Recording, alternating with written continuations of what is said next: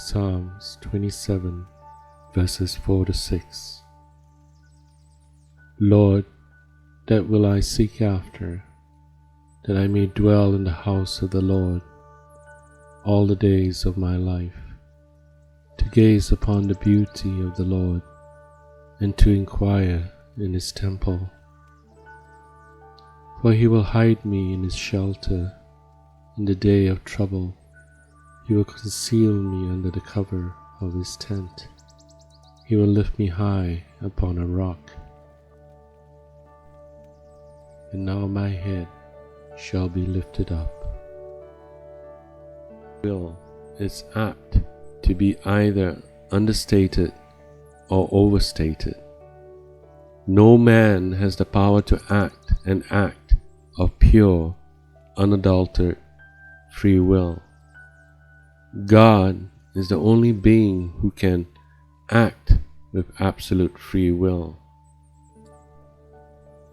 The Bible reveals that man is free to choose, but it nowhere teaches that man is fundamentally free. The freedom man has is not that of power, but of choice.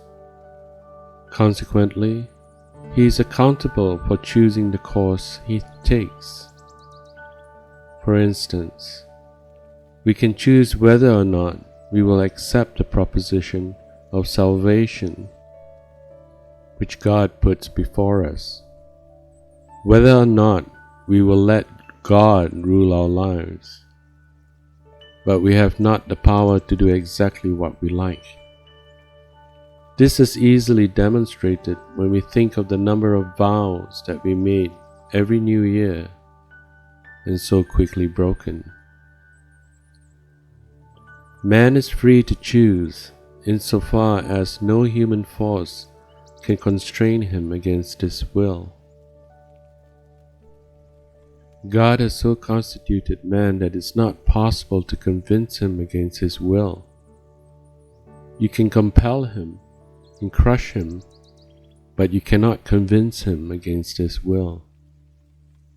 Only God could exercise constraint over a man, which would compel him to do what in the moment of doing it is not his own will, but that God steadily refuses to do.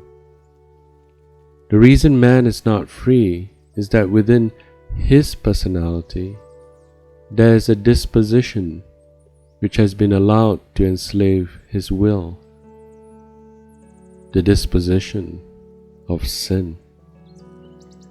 Man's destiny is determined by his disposition.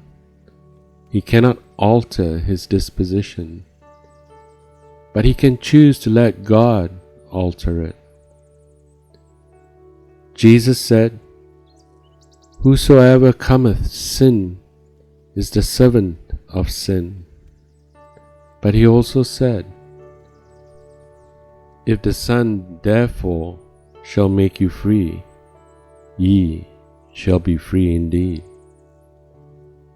That is, free in essence. We are only free when the Son sets us free, but we are free to choose whether or not we will be made free.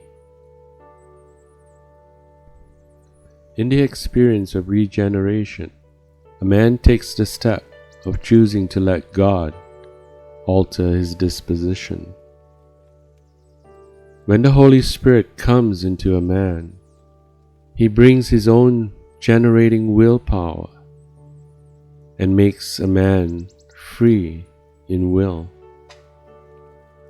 Will simply means the whole nature of active, and when the Holy Spirit comes in and energizes a man's will, he is able to do what he never could do before.